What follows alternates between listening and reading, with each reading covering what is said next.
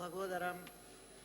Значи, почитувана колешке, мојата реплика ќе ја започнам со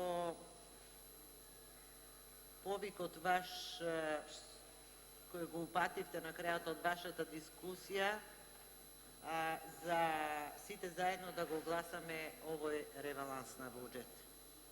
Нешто ќе ви кажам, колешки, јас навистина ви се чудам и не знам како вие воопшто ќе гласате за еден ваков изменет и дополнет буџет за 2019 година, бидејќи со овие измени и дополнувања не да се подобрува животот на граѓаните, туку граѓаните ќе немаат ама баш никаков бенефит со овие измени и дополнување на буџетот.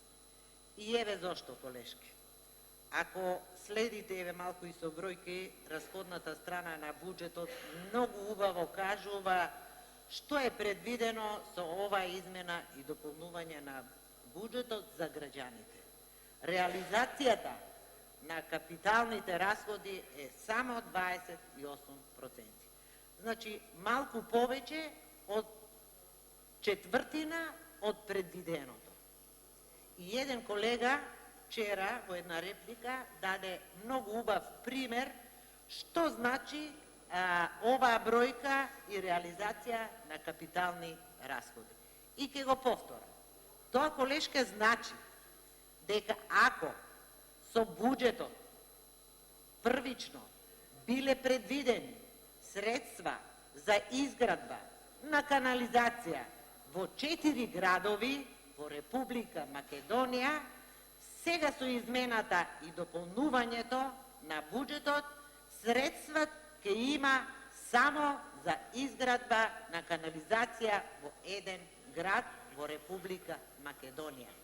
Или, ако првично со буџетот било предвидено да се изградат 4 училишта во 4 градови во Република Македонија, со оваа измена и дополнување ќе има можност да се изгради само едно училиште во Република Македонија.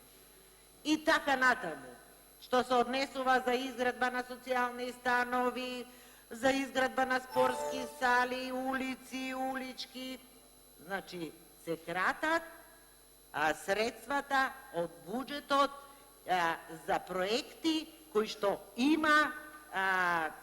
кои што доведуваат до подобрување на животот на граѓаните во Република Македонија. И сега, тие средства што се кратат, се пренасочуваат, и тоа најмногу во фондот за иновации.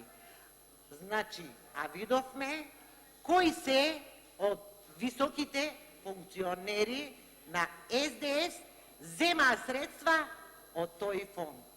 Тука е Кочо Анџушев, тука е Зоран Заев, тука е Мила Царовска, тука е Филипче.